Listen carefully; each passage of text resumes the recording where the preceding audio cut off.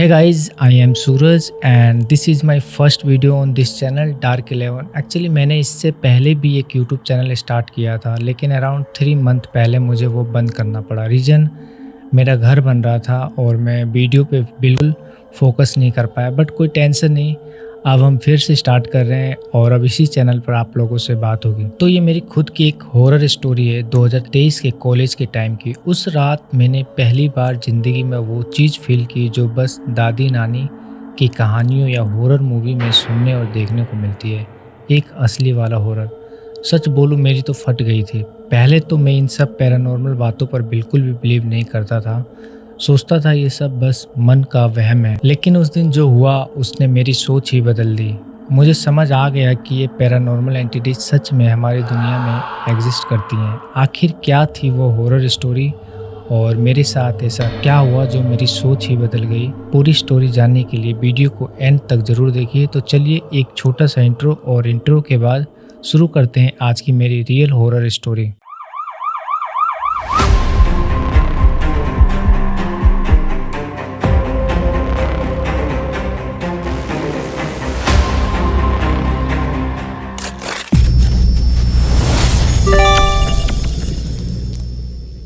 तो दोस्तों, मैं आपको बता दूं, स्कूल टाइम से ही मैं एक एवरेज स्टूडेंट था और ऑनेस्टली कॉलेज आते आते तो मेरा परफॉर्मेंस और भी डाउन हो गया। पढ़ाई में इंटरेस्ट बिल्कुल कम होता गया और ग्रेड्स भी स्लोली कम होते गए। तो जैसे ही मेरा स्कूल ख़त्म हुआ, मैंने बिना ज़्यादा टाइम वेस्ट किए अपने पापा मम्मी से बात कर एडमिशन ले लिया एक गवर्नमेंट इंजीनियरिंग कॉलेज में, जो मेरे घर से लगभग 250 किलोमीटर दूर हरियाणा में था।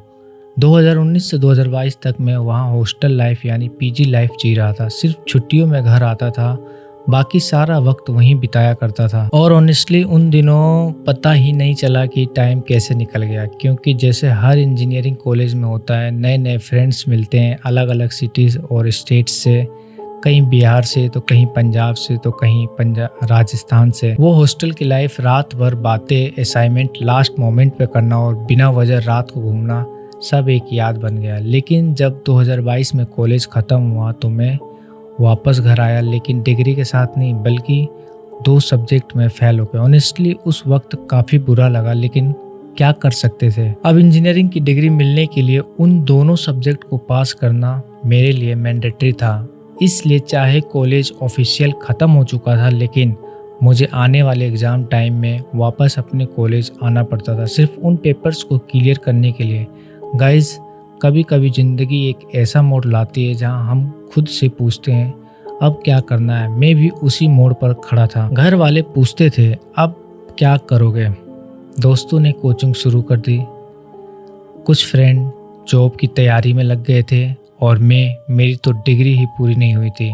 तब मैंने सोचा अगर डिग्री नहीं है तो क्या, एक ऐसी स्किल सीख लो जो मुझे खुद पर भरोसा करना सिखाए। इसलिए मैंने कोडिंग सीखने का फैसला लिया, एक इंस्टीट्यूट ज्वाइन किया और फिर पूरा 1 साल घर पर लैपटॉप के सामने निकल गया। लेकिन फिर दिसंबर 2023 में एक मैसेज आता है मेरे कॉलेज से, जो 2019 के बैच के स्टूडेंट लास्ट ईयर में फेल हुए हैं, वो अपना री एग्ज़ाम फॉर्म भरने के लिए कॉलेज आए। और फिर ऐसा लगा जैसे मैं इसी दिन का इंतज़ार कर रहा था।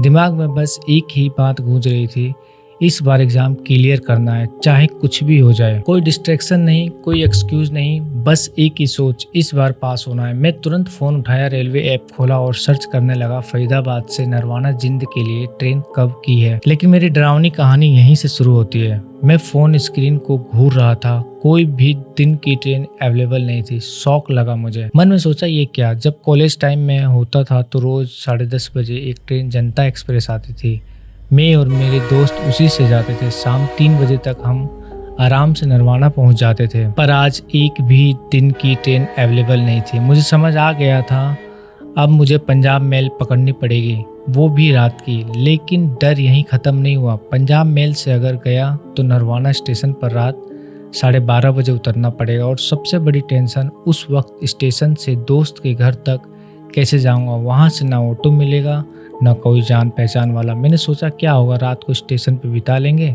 सुबह होते ही अपने जूनियर के रूम पर चला जाऊंगा, वहीं से फॉर्म भर के वापस लौट आऊंगा। बस यही सोचकर मैंने रात वाली पंजाब मेल पकड़ ली। ट्रेन के अंदर बैठा था लेकिन दिमाग में एक ही सवाल चल रहा था, अगर स्टेशन पे रात के 12:30 बजे उतरूंगा तो रात कैसे कटेगी, कोई साथ भी नहीं है। ट्रेन में बैठे बैठे मैं बस यही सब सोच रहा था। ट्रेन अपनी रफ्तार से चल रही थी और मैं फ़ोन में देख रहा था 12:10 हो रहे थे। स्टेशन बस आने ही वाला था। मुझे याद है प्लेटफॉर्म के आसपास के पोल लाइट बाहर से दिखने लगे थे। ट्रेन एकदम टाइम से चल रही थी, बिल्कुल वैसी जैसी कॉलेज टाइम में हुआ करती थी। मैंने बैग उठाया, फ़ोन जेब में डाला और गेट के पास खड़ा हो गया। प्लेटफॉर्म धीरे धीरे पास आ रहा था और मैं रेडी था उतरने के लिए। ट्रेन रुकते ही मैं नीचे उतरा और यकीन मानो मेरे साथ कोई भी नहीं उतरा, सिर्फ मैं अकेला उतरा था। ट्रेन लगभग 3 मिनट रुकी होगी और फिर चल दी। पीछे बस उस ट्रेन की आवाज़ रह गई और एक सुनसान प्लेटफॉर्म। पूरा प्लेटफॉर्म बिल्कुल खाली था। मैं आपको बता दूं, नरवाना कोई बड़ा स्टेशन नहीं है, बस 2 प्लेटफॉर्म है, वही टिपिकल गाँव के स्टेशन जैसा। थोड़ी पुरानी दीवारें, आधी बूझी लाइटें और साइलेंस, मतलब सन्नाटा था। प्लेटफॉर्म पर बस एक रेड डिजिटल क्लॉक जल रही थी, वो भी धीमे धीमे ब्लिंक कर रही थी। 2 पुलिस वाले थे, बस घूम रहे थे इधर उधर, वरना पूरा स्टेशन सुनसान था। मैं सीधा गया, अपनी पानी की बोतल से मुंह धोया। थोड़ी ठंड सी फील हुई, हवा चल रही थी हल्की हल्की। वहीं पास में एक बेंच दिखी, मैं वहीं बैठ गया और सोचा चलो कुछ खा ही लेते हैं। मम्मी ने एक टिफिन पैक किया था, मैं वहीं निकाल कर क्यूटली खा रहा था। तभी एक पुलिस वाला आया, सीधा मेरे पास आया और पूछने लगा, कहाँ से आए हो, यहाँ क्या कर रहे हो, क्या काम है, कहाँ जाना है, जैसे मैं कोई आतंकी हूँ या कोई गलत काम करने आया हूँ। मैं थोड़ा शांत रहा। मैं बोला, सर मैं फरीदाबाद से आया हूँ, यहाँ फॉर्म भरने कॉलेज जाऊँगा, सुबह तक रुका हूँ बस। पुलिस वाले ने सीधा बोला, किसी को भी स्टेशन पर रुकने की परमिशन नहीं है, आज स्टाफ भी नहीं है, आपको स्टेशन से बाहर जाना होगा। मैं शांत होकर अपनी प्रॉब्लम समझाई। बोला कि रात का वक्त है, वो ऑटो नहीं मिलेगा, मैं यहीं बेंच पर बैठा हूँ, सुबह होते ही चला जाऊँगा। लेकिन उसने एक भी बात नहीं सुनी, सिर्फ इतना मुझसे कहा, आप जा सकते हो। एक पल को गुस्सा भी आया और अफसोस भी। मैंने मन में बोला, वाह रे सिस्टम, एक इंसान अकेला है, उससे कोई खतरा भी नहीं है और उसे एक बेंच तक नहीं दी जा रही है रात काटने को। ये कैसी सुरक्षा है। दिल में हल्की सी तकलीफ हुई, पर कोई बात नहीं। मैंने तुरंत अपना टिफिन बंद किया, बैग उठाया और स्टेशन के बाहर निकल आया बिना कुछ बोले। लेकिन जैसे ही मैं स्टेशन के बाहर आया, पूरा माहौल बदल चुका था। बिल्कुल अंधेरा था, ना कोई दुकान खुली थी, ना कोई ऑटो, बस एक सुनसान सी सड़क थी जो दूर तक खाली जाती दिख रही थी। मैं 2 मिनट वहीं खड़ा रहा। चारों तरफ साइलेंस था, सिर्फ पीछे से स्टेशन के अंदर से हल्की लाइट आ रही थी।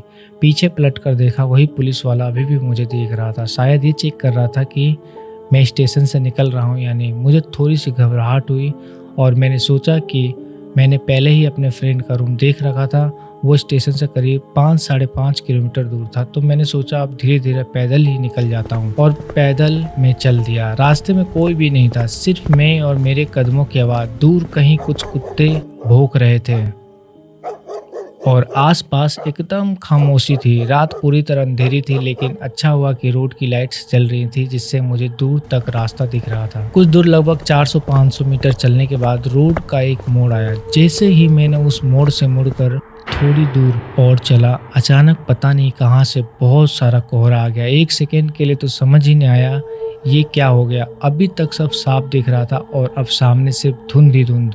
लाइट तो जल रही थी, लेकिन कोहरे की वजह से उसकी रोशनी फैल नहीं रही थी। बस आसपास सब सफ़ेद सफ़ेद सा लगने लगा था। मैंने सोचा दिसंबर चल रहा है, ठंड के कारण ही शायद अचानक ये कोहरा आ गया होगा। मैं थोड़ी देर सोच में पड़ गया, पर रुका नहीं, बस चलता रहा। अब हाल ये था कि मुझे अपने से सिर्फ 10-15 मीटर तक ही दिख रहा था, उससे आगे बस सफ़ेद धुंध ही धुंध।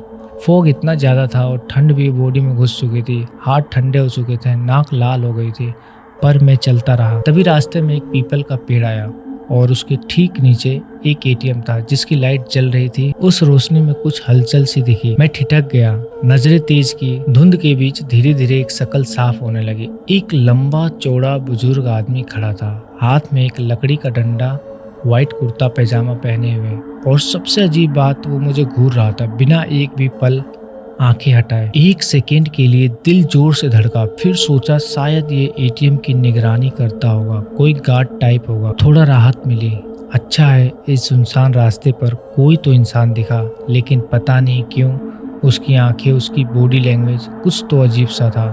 बिल्कुल स्टेटिक खड़ा था, ना हिला ना कुछ बोला। वो मोमेंट थोड़ा मेरे लिए ऑफ फील देने वाला था, पर मैंने खुद को संभाला।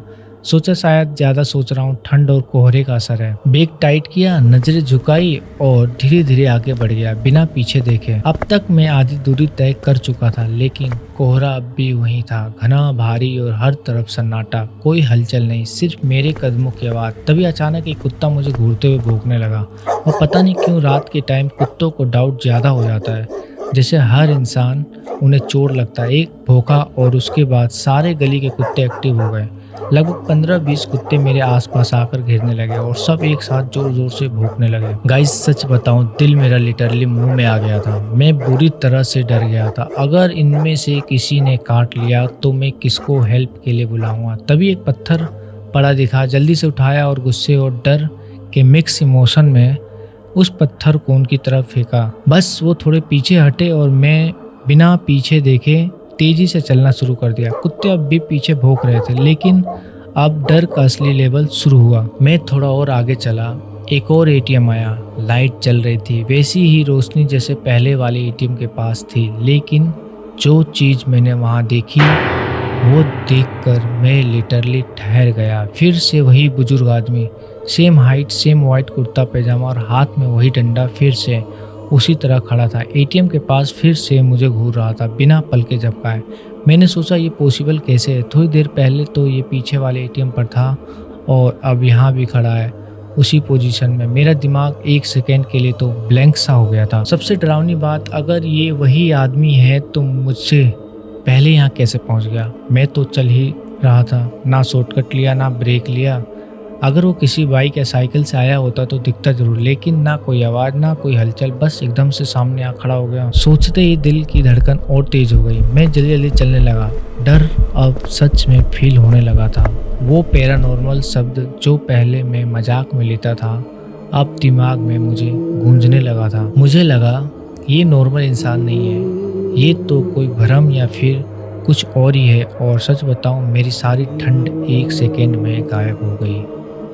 बॉडी जो पहले कांप रही थी अब डर से गर्म हो गई थी। मैं तेज चलने लगा, हर 10-15 कदम बाद पीछे मुड़कर देखता और हर बार वही आदमी उसी तरह खड़ा घूरता हुआ। अब डर सीधा सांसों में उतर चुका था। थोड़ा और आगे बढ़ा, शायद 100-200 मीटर ही चला था, फिर एक और एटीएम आया और वही आदमी फिर से। तो सॉरी गाइज, अब यहाँ रुकना ज़रूरी है। मैं जानता हूँ आप भी जानना चाहते हैं कि वो आदमी कौन है और हर बार अचानक मेरे सामने कैसे आ जाता है, लेकिन मैं भी नहीं चाहता कि मेरी पहली ही वीडियो बहुत लंबी हो जाए, इसलिए इस कहानी को यहीं रोकते हैं। पार्ट 2 में आपको बताऊंगा उस रात मेरे साथ क्या क्या हुआ, वो बुजुर्ग आदमी आखिर था कौन और मैंने खुद को इस डर से कैसे निकाला। तो अगर आपने अब तक सब्सक्राइब नहीं किया है तो जरूर कर लीजिए। मिलते हैं पार्ट 2 में, तब तक के लिए स्टे अवेयर, स्टे सेफ। ये है आपका चैनल डार्क 11।